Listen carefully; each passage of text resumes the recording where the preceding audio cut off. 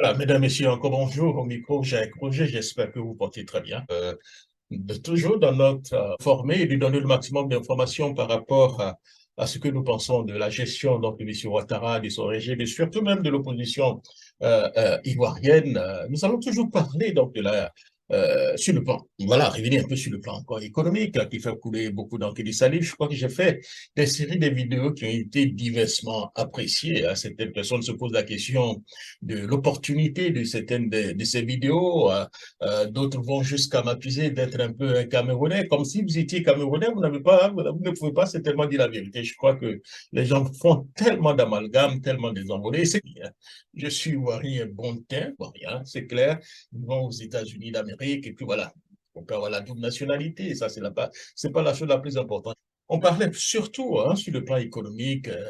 J'avais expliqué un peu la dernière fois comment sur le plan économique, M. Ouattara a marqué des points, voilà, c'est clair, et son bilan n'est pas négatif, hein, contrairement à ce que beaucoup de personnes peuvent le dire. Il y a des choses très bien qui ont été faites, et puis il y a des mauvaises choses. Alors, euh, j'ai eu certainement des tests, messages me parlant donc de taux de croissance qui était très excellent, hein. On sait que depuis 1980-2011, le taux de croissance de la Côte d'Ivoire est en moyenne 5,6%, en moyenne 6% à peu près, hein. Voilà, on est parti de 9, quelque chose pour cent. Cette année, je crois que le taux de l'année dernière, le taux de croissance de la Côte d'Ivoire se trouvait aux alentours de 4%, 5%. Et cette année, hein, les projections, nous sommes seront aux alentours donc de 6,5 ou 7%, ce qui est quand même un peu excellent que le taux de croissance n'est pas important, que ça ne veut rien dire. Je pense que ceux qui le disent ne savent vraiment pas ce qu'ils disent. Je suis d'accord quand ils disent que euh, ce n'est pas suffisant. Voilà. Mais dit que le taux de croissance ne veut rien dire, donc nos amis se trompent. Voilà. Le taux de croissance, si vous voulez, c'est un indicateur de croissance d'un pays, hein, qui peut être mesuré en utilisant différents indicateurs économiques tels que le produit intérieur brut, et aussi même le produit intérieur brut par habitant.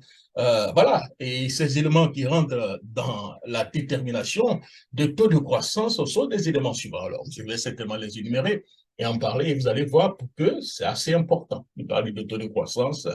Dans un premier temps, le premier point qu'on peut certainement énumérer en parlant des éléments que nous pouvons déjà énumérer en parlant du taux de croissance, cher ami, hein, il y a d'abord la consommation donc, des ménages. Voilà. Alors, si les ménages commencent déjà à consommer hein, abondamment, ce qui veut dire que ce taux de croissance, que les choses commencent à avancer dans le pays. Hein.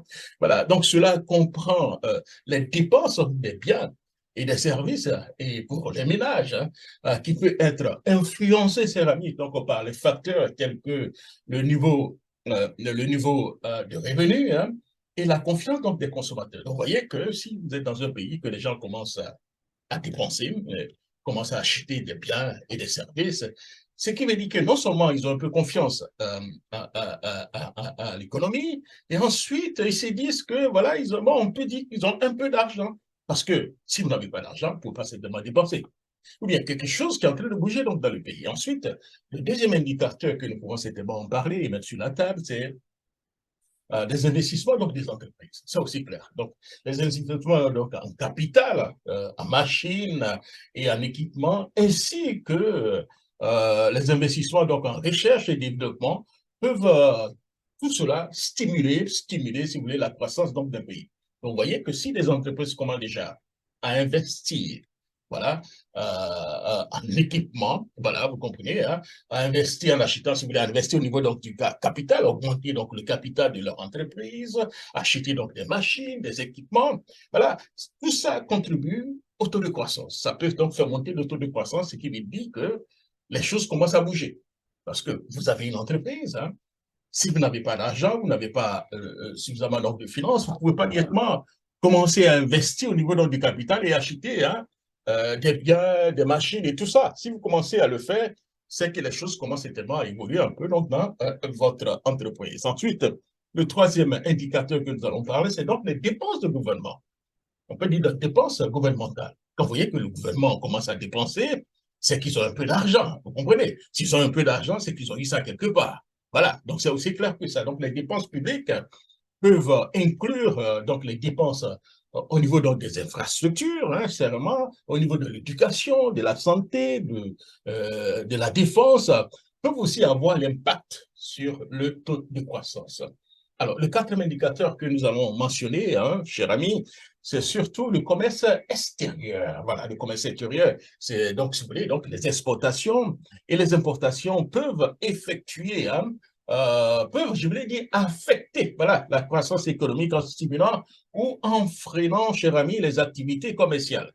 Voilà, donc si il y a beaucoup de choses qui rentrent, beaucoup de choses qui sortent, tout ça, c'est assez important. Ça peut influencer donc le taux de croissance. Et le cinquième point que nous pouvons donc énumérer, cher ami, c'est le niveau de la population active. Vous comprenez, hein? Voilà. Le nombre donc de personnes qui travaillent, on peut parler de ça, si vous voulez, donc de la force donc, du travail, peuvent influencer donc la croissance économique en stimulant la production des biens et des services. Donc, dans une entreprise, si vous voyez qu'il y a beaucoup de personnes qui sont embauchées au niveau d'embauche, qui travaillent, ça veut dire que on peut dire que la santé de ce pays-là, les choses commencent tellement à avancer. Puisque si les choses ne marchent pas dans une entreprise, on ne peut pas embaucher. Donc, si on commence à embaucher, ce qui veut dire que quelque chose commence à bouger dans l'entreprise. Voilà. Alors, l'un des sixièmes indicateurs que nous pourrons certainement mettre sur la table, c'est donc, on peut parler de la technologie, hein, si vous voulez, des innovations. C'est aussi clair. La technologie et l'innovation peuvent stimuler, c'est aussi clair, donc la productivité et la croissance économique en permettant donc aux entreprises donc, de produire plus de biens et de services avec les mêmes ressources. Donc, une entreprise qui a déjà investi, hein, au niveau donc de la technologie, de l'innovation, ce qui veut dire que cela montre un peu la santé de cette entreprise.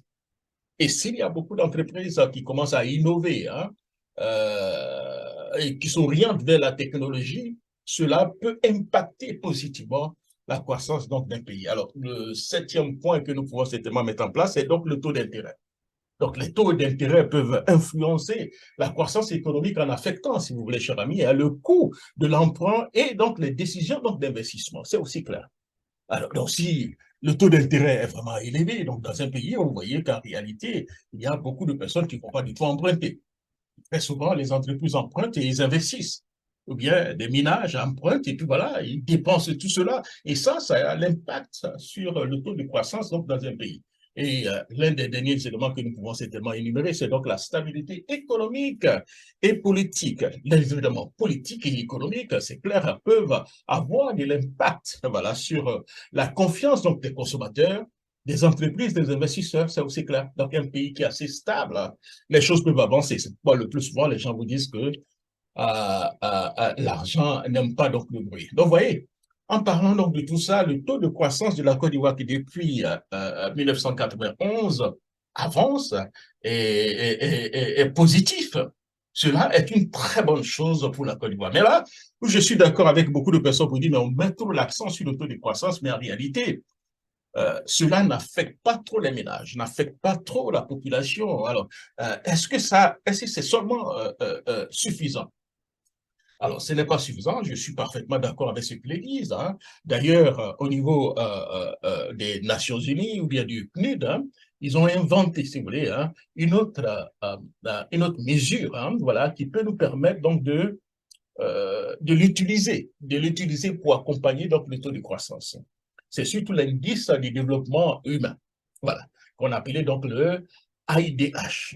C'est donc un indicateur composite hein, utilisé pour mesurer le niveau donc, du développement d'un pays. Il a été développé donc par le Programme des Nations Unies pour le développement, le PNUD, hein, et mesure donc la qualité de vie donc, de la population en prenant donc en compte trois dimensions. Il y a d'abord l'espérance de vie à la naissance, c'est clair.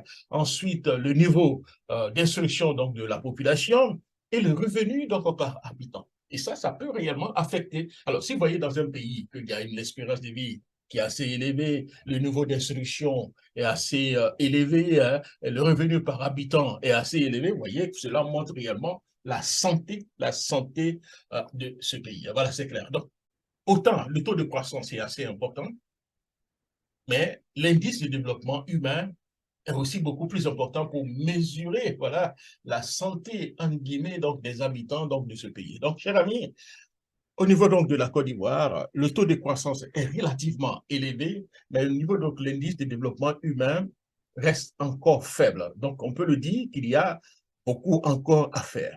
Mais de façon générale, on ne peut pas dire que l'économie de la Côte d'Ivoire ne se porte pas très bien. Voilà, l'économie se porte bien, mais si vous ne voulez pas assez bien comme on l'aurait vraiment voulu, mais ça se porte quand même assez bien.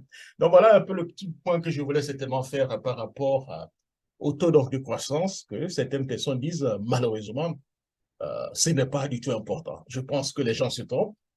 Le taux de croissance d'un pays est vraiment important. Mais ce n'est pas seulement le seul élément qui permet donc de mesurer la santé donc du pays. Et tout à l'heure, j'ai parlé donc de l'indice du développement humain qui nous permet réellement de savoir si les populations sont réellement affectées positivement par donc, le taux donc, de croissance. Voilà, merci beaucoup, cher ami, et puis rendez-vous pour une autre émission une autre fois. C'était donc Jacques Roger et Jacques Roger. Voilà, merci beaucoup, cher ami.